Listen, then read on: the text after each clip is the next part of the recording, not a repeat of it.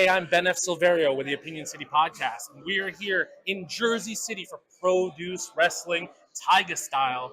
And we couldn't talk about TAIGASTYLE without this man right here, Mr. Lee Moriarty. How are you, sir? I'm doing great. How are you? Most excellent. Now, I'm super excited to see what you have in store for us here at Produce tonight.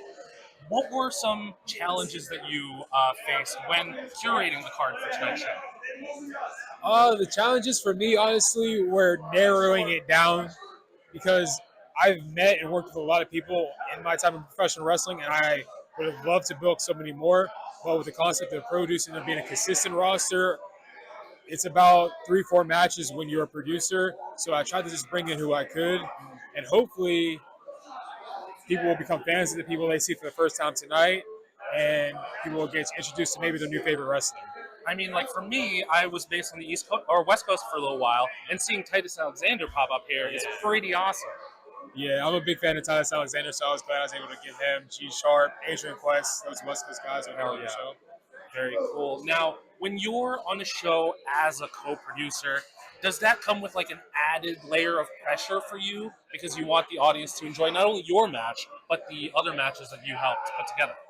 I think for some it might, but for me, not really, because I trust the people that I work with to put on the best show they possibly can and have fun and have a fun experience. And that's always my focus, is just to have fun.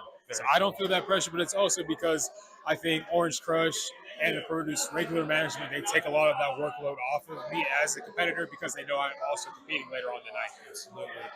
Now, Bruce Lee said be water, and you have such a fluid style of wrestling that you can fit into any kind of situation. Yeah. But, Jonathan Gresham arguably is the same way. And so coming up against him tonight with your championship on the line, like, how do you approach this match differently if you do it all? Yeah, I think something I've learned over time is that not only do I study every style of professional wrestling, I study every style of combat. And one of the styles that I've recently been studying and that's been influenced my wrestling is the drunken master style. Okay. I'm straight edge, so I will never fully be able to master that technique, but it is something that I've wanted to focus on and like implement. So I think it'll be different, and maybe it'll give me an advantage tonight against wrestling. Now, are there any styles or regions where styles originated from that you would love to get into that you haven't explored yet? I think the biggest thing is learning them authentically.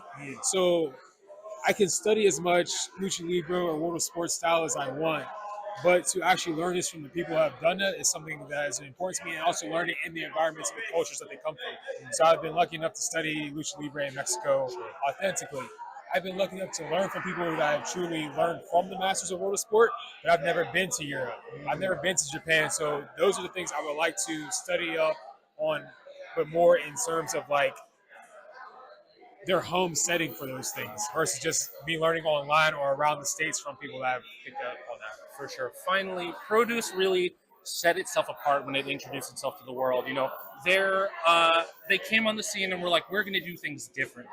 But a lot of people say that. So what is it about Produce that really shows that they put their money where their mouth is when they say how passionate they are about wrestling and about the wrestlers themselves? I think the thing right now that's making Produce different is the production for an independent level of promotion. I think independents traditionally don't have an influx of resources when it comes to these things, but because of the connections that people like Adam have in Produce, you get these high quality production videos and you get to learn a different side of the Produce talent. Like we put out a lot of the I don't know the word, the vlogs and things like that made by Robert Peak. And we've learned other sides of professional wrestlers and their mindsets in and outside of the ring. So I think that's very cool. That's something that's unique to Produce. Hell yeah. Well, Mr. Moriarty, thank you so much for talking to us. Look forward to your match tonight. Stay tuned for more awesome interviews like this one.